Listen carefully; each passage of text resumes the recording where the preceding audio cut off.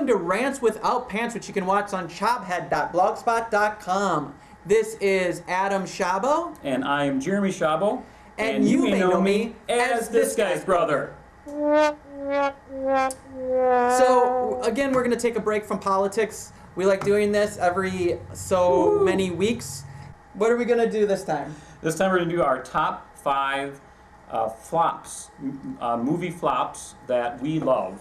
So we're going to count down from 5 to 1. Neither one of us knows what each other has picked. When we say flop, we mean it's a box office flop and that it was critically panned. 2 thumbs down. Yes. My number 5 movie was nominated for 2 Razzie Awards. That's for Worst Actor and Worst Director. One quote that a reviewer said was, "Like a bad TV sitcom, the cruise ship plucks a stranded Swedish suntanning team from the ocean to comply with Hollywood's unofficial cleavage quotient." This is a very funny movie called Boat Trip. Oh my God.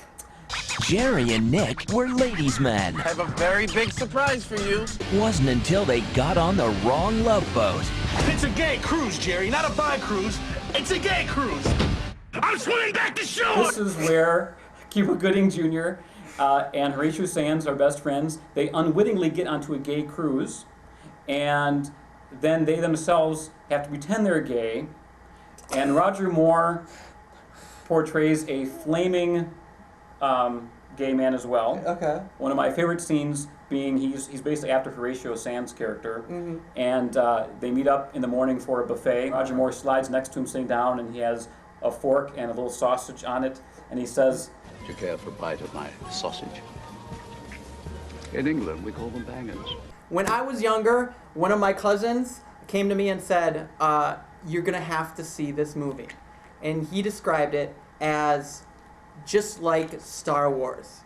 And when you say just like Star Wars, okay.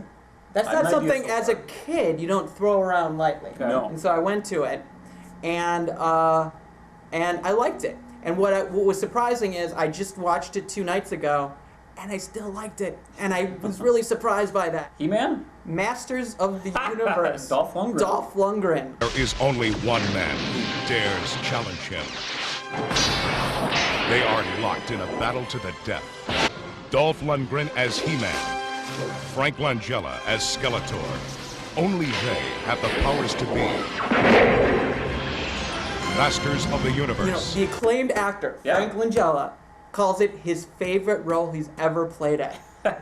Why do Skeletor, Masters of the Universe? Oh, why not?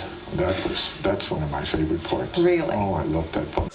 He completely chews up the scenery. It is so great. And as you die, so will I be reborn. My number 4, a motion picture whose awfulness can hardly be imagined on a human scale. This featured such people as Frankie Howard, George Burns, Steve Martin, Earth, Wind and Fire, Aerosmith, Alice Cooper, Paul Nicholas, Donald Pleasance, Billy Preston, and starred Peter Frampton and the Bee Gees. This would be Sgt. Pepper's Lonely Hearts Club Band. An awful movie. 1978. 1978.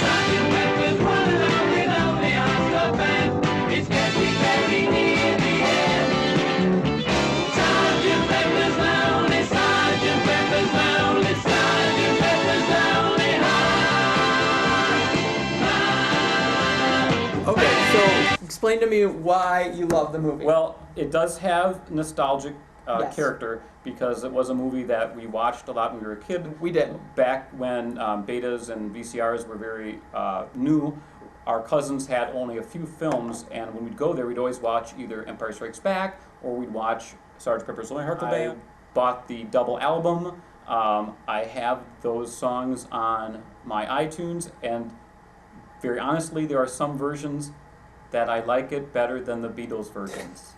I've never really wanted to hit you in the face more than... Okay, this movie was directed by Mike Nichols, who did The Graduate. Yes. Who's Afraid of Big Virginia name Woolf. Actor. Or director, I mean. Yeah, big name director. Did Catch-22, did The Birdcage. Yes. Movie is called what planet are you from? But what kind of guy marries a chick after one date? Didn't you see The Crying Game?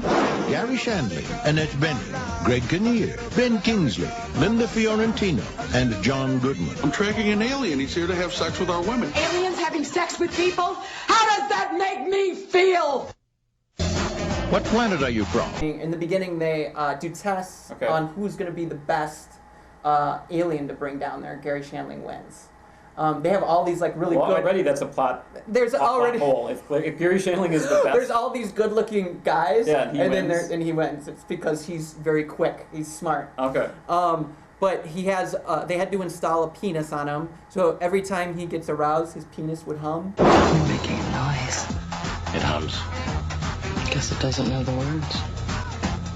I could teach it a few. It makes a noise like that water heater we had in that timeshare at Deer Valley. I'm not making this up, Nadine. So this one has a little bit of a list. It won Worst Musical Score, Worst Director, Worst Original Song. It was nominated for Worst Picture, Worst Screenplay, Worst Actor, Worst Actress, Worst Supporting Actor, and Worst Original Song. Wow.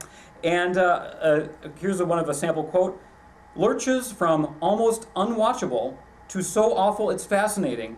Next to this, even such notorious 80s epics as Grease 2 and Xanadu look like high-class affairs. It's the pirate movie. Pirates?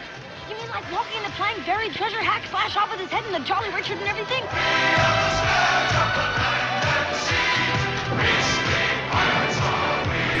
Which I still love watching, and I love that my kids love watching it, but it is a horribly cheesy. It's a movie that it has cheese on the side when you watch it. It's based on the Pirates of Penzance. Based on the Pirates of Penzance. It's kind of like a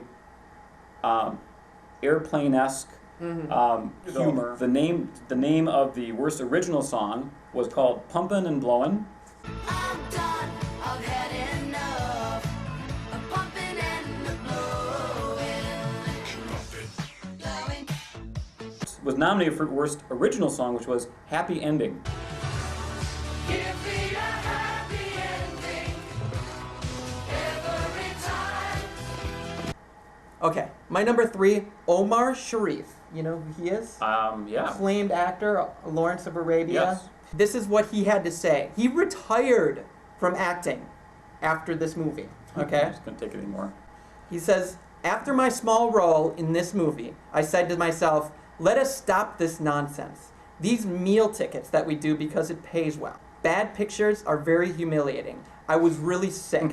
It was terrifying to have to do dialogue from bad scripts to face a director who does not know what he's doing in a film so bad that is not even worth exploring. Wow. It is The 13th Warrior. The 13th warrior is you. Do not forget you. Go with God. You listening?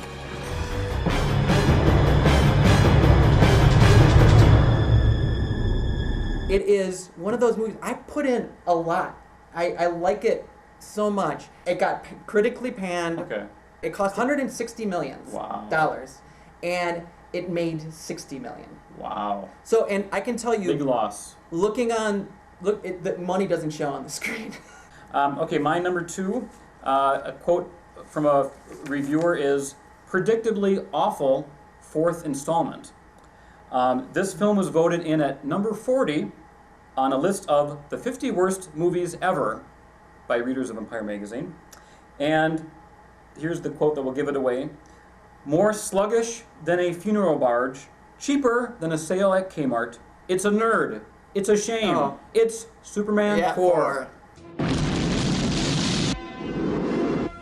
Superman 4, Christopher Reeve, Gene Hackman, Jackie Cooper, John Cryer, with Mariel Hemingway and Margot Kidder as Lois Lane. For peace. That's an Superman awful 4. movie. No, that is bad. I can't believe that made your list. It did. That's awful. I know. And That's so bad. I'm a Superman fan. Yes, I am too. You know that. And that's bad. Here's why I like it. I don't. Actually, my favorite scenes from all the Superman series is in Superman 4, and that's when the Daily Planet is taken over by a different person, not Perry White, and that person is a daughter, kind of a businesswoman, 1980s businesswoman, and she likes Clark. and Lois is again Margot Kidder, and they go on a double date at Lois's apartment. Lois and Superman, and so bad. Mariel Hemingway and Clark. And so he has to keep on thinking of ways to change back and forth so that two women don't know. It was actually a script that Christopher Reeve came up with, and he is very much was very much a peaceful man, and thought that the concept was Superman gets all the nuclear armament throughout the whole world and throws them into the sun. Yeah. My number 2. This movie stars Don Johnson. Okay. He actually plays a real life fleshed out character. Really? He's no Sonny Crockett. He's no Nash Bridges. It's a real character. In fact, he's based. Well, then I might like it. It's based on a real detective. Uh-huh. Do you know what it is yet? The name of the movie is Dead Bang. Dead Bang? Yes. No, I don't know that one either. Don Johnson is Jerry Beck, LAPD. You're not a safe man to put on the streets, Mr. Beck. He doesn't like trouble. He is trouble. Cute sign, Chief. White supremacy. White and pure, Mr. Beck. The system won't back him up, but he knows 7 men who will. Don Johnson.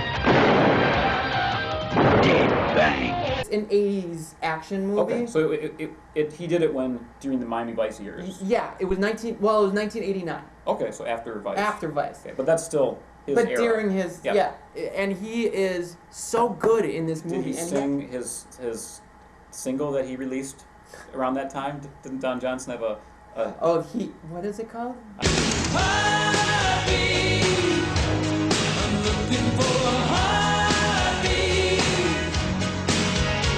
Kind of like a western in a way, you must too. really like it. I mean, that's your number 2. That's my number 2. I put it in a lot. Really?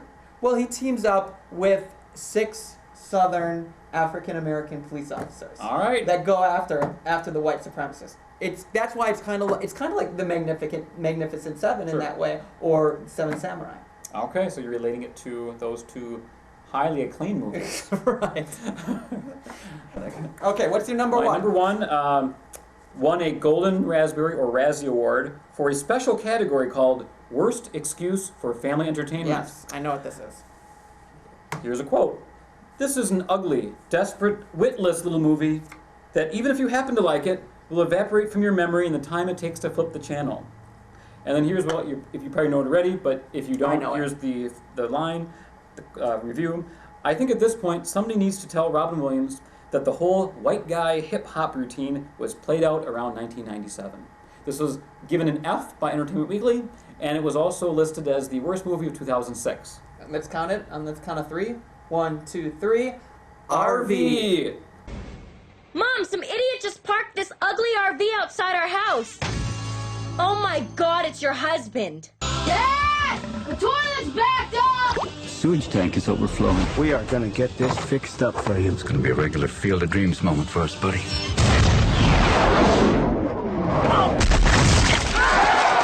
Oh, dude, that is nasty. Which almost made my top 11 best movies.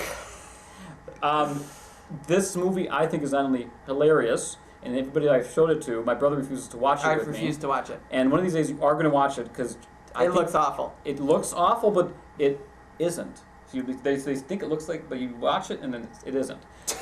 And but it also has some sentimental aspects to me, because it's the movie that made me quit my job in a way.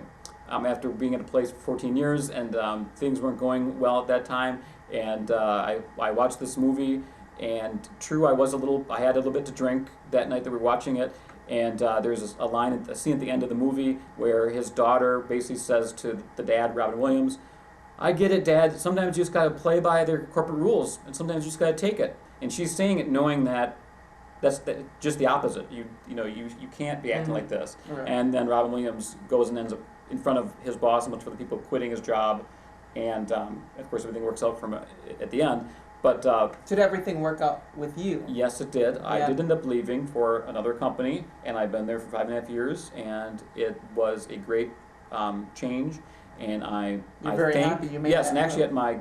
some people knew that I currently worked with, And at my goodbye party, they gave me a copy of RV on DVD. Roger Ebert gave this movie a half a star. Half a star, okay. And he said this: "Only enormously talented people could have made this movie. Those with lesser gifts would have lacked the nerve to make a film so bad, so miscalculated, so lacking any connection with any possible audience. To make a film this awful, you have to have enormous ambition and confidence and dream big dreams." Waterworld with Kevin Costner. No. It's funny, you're number one. Death to Smoochie. Yes, you're number one. Meet Randolph Smiley. He once was rich. He once was famous. And he once was sane. Rainbow Randolph is the man. Yes, oh yes he is. What's up? Robin Williams, Edward Norton, Danny DeVito, Catherine Keener. What does it all mean? Death to Smoochie. Both our number ones? Yeah. Has Robin Robin Williams. Williams. And I will say, screw Good Will Hunting and his professor that he plays on there. Where he won an Oscar, where he won right? an Oscar. Rainbow Randolph. That's what he should have got the Oscar. Hello. You better grow eyes in the back of your fucking head, you horned piece of shit, because I'm not gonna sleep until worms are crawling up your foam rubber ass. I'm going on safari, motherfucker. Safari.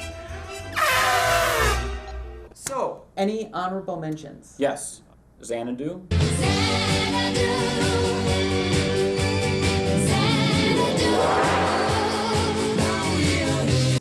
Very recent film. It was Ghost Rider 2: Spirits of Vengeance. Oh, Nicolas Cage. Yeah. That's it. Our top 5 flops that we love. That's right. Thanks for listening. Thanks for watching and listening. And thanks for being a part of this. And do you have anything else you want to say? I do have one more thing to say. R squared. Romney and Ryan. Ticket, man. Make sure to vote. November. Vote for the right way. You will vote conservatively. Ridiculous. You will vote conservatively. How could we be brothers? It's kind of